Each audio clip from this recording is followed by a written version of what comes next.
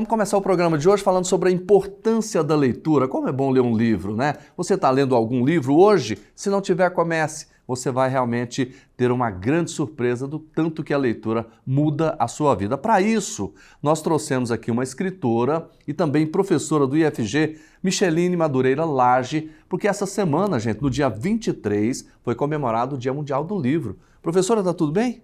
Sim, bom dia. Bom dia. Muito obrigada pelo convite. Seja bem-vinda. A senhora lê muito? Nossa, o tempo inteiro. Leitura para mim é como o ar que eu respiro.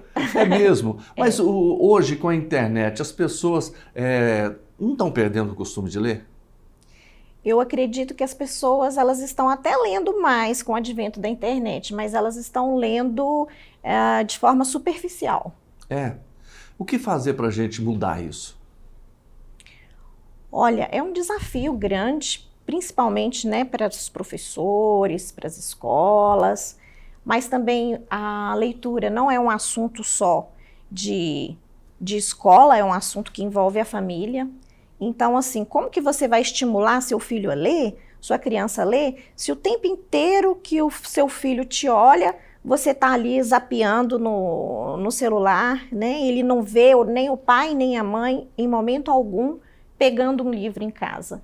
Então, essa responsabilidade também não é só da escola, não é só do professor ou da professora que forma o aluno, nem da bibliotecária, é um assunto que envolve toda a comunidade. Já que a senhora falou na questão da criança, né? Qual é a importância, por exemplo, dela já começar, quando ela aprender a ler, já começar a ler um livro? Qual a importância disso no aprendizado dela? Olha, hoje em dia se fala na leitura muito antes da gente nascer, sabia disso? É mesmo? Existem projetos de contação de história para a barriga. Por quê? Porque as pesquisas mostram que a criança ela já ouve os sons externos a partir de 6 meses dentro da barriga da mamãe. Então, a inteligência linguística você já estimula quando você conta a história para a barriga, canta. Existem projetos no mundo inteiro estimulando essa questão da inteligência linguística já antes do nascimento. E quando a criança nasce, continua esse trabalho. Porque a literatura não é só aquela que está no livro escrito. Uma cantiga de niná, uma história que você narra, você já está estimulando a criança para aprender a ouvir história, para prestar atenção na palavra, na magia da palavra. Professora, a senhora nasceu em Itabira, Minas Gerais? Sim, a terra do Carlos Drummond de Andrade. Tá aí, tá vendo? Eu fiz essa pergunta exatamente por isso. Como é que a senhora começou esse gosto pela leitura? Olha, esse gosto pela leitura começou bem cedo mesmo. Eu me lembro do meu pai ter comprado uma enciclopédia, antigamente tinha a enciclopédia Barça. Sim. E ele comprou essa enciclopédia Barça e mandou um fotógrafo fazer uma foto minha bem por trás, assim, dos livros. Então, eu acho que ele já previa, talvez, né, que eu gostasse tanto, assim, no futuro de livros. Então, muito cedo, logo que eu aprendi a decifrar as palavras, e antes, eu pegava gibi e ficava inventando as historinhas, então eu sempre me interessei pelo universo dos livros. A senhora, inclusive, trouxe alguns livros escritos, né? Eu queria até falar sobre o Ler Sem Doer. Essa é uma das obras da senhora. A senhora pode mostrar para a gente, por favor? Ah, sim. Aqui. Ler não dói, né? Não, não dói. Pelo contrário. Não. O que a senhora trata nesse livro? Esse livro, ele é o resultado da minha dissertação de mestrado na UNB. Então, ele já tem um tempinho, né? Eu diria que de lá para cá muita coisa mudou, né? Depois eu fiz doutorado. Essa obra é de 2003, mas eu defendi o meu mestrado em 1999. Então, de lá para cá muita coisa mudou, mas ele traz uma metodologia de leitura que eu acredito ser interessante e aplicável até hoje na sala de aula. Porque muitas vezes o professor reclama que o aluno não gosta de ler. Eu vou para a sala de aula e eu dou uma obra, mas o aluno não gosta de ler. Na verdade, muitas vezes, não é que o aluno não gosta de ler, é que ele não gosta da obra que está sendo oferecida para ele, ou ele não gosta do modo, das estratégias que estão sendo utilizadas para a leitura. Então, a primeira coisa é que a gente tem que diagnosticar o perfil cultural da turma. O que os jovens andam lendo? Quais os interesses deles? Num primeiro momento, a gente tem que atingir esse horizonte oferecendo obras que têm, de alguma maneira, compartilhado, sabe, com essa cultura do jovem.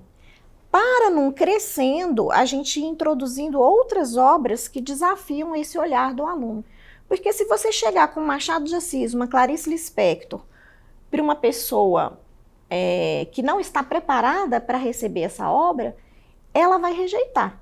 Então, você pode começar com alguma coisa próxima da vivência, para depois você introduzir uma obra, um conto mais difícil, que requer mais operações mentais, vamos dizer assim, para a efetivação da leitura.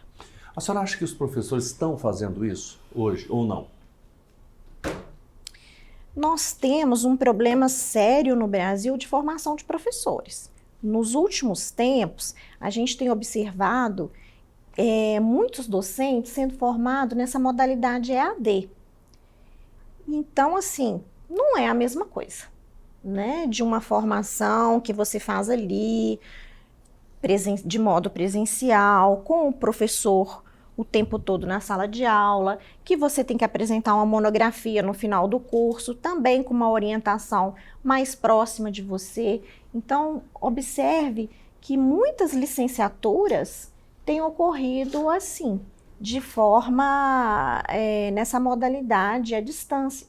E você não vê uma medicina à distância, você não vê um curso de direito à distância, tantas outras profissões você não vê nessa modalidade, mas formação de professor é o que você mais vê à distância.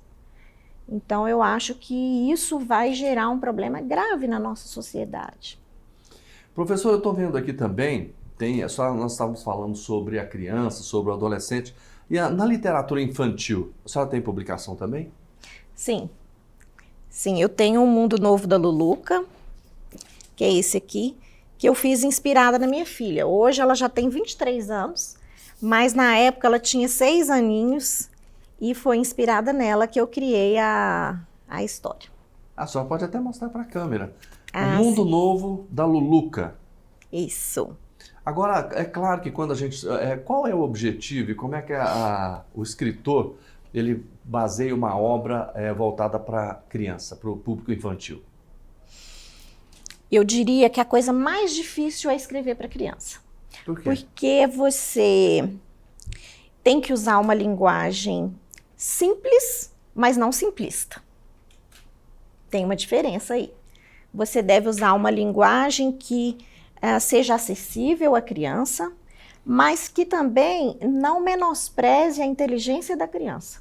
Porque se tem uma coisa que criança é inteligente. Né? A criança gosta de filosofar, pensar sobre as coisas, refletir sobre o mundo. A criança não é uma